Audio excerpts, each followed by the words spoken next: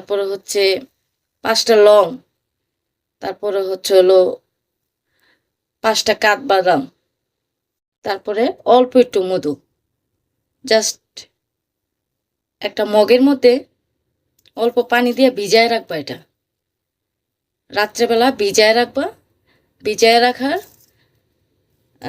সারা রাত্র এটা ভিজবে।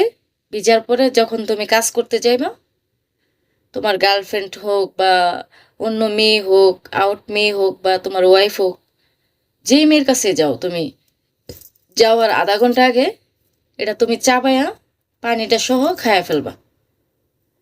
খাওয়ার 5 মিনিট পরে তোমার যে গিটারটা, এটা স্টোন হয়ে যাবে, একবারে স্টোন হয়ে যাবে।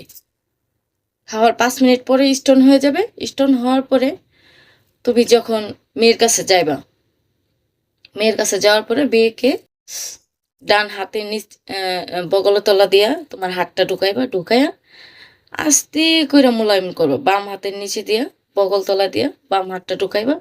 ঢুকাইয়া আস্তে আস্তে করে ডাবের মধ্যে মোলায়েম করবা।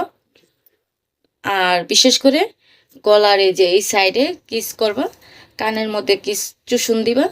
তাহলে দেখবা মেয়ের মানে নদীটা যে, নদীর থেকে মানে পানি বের হচ্ছে।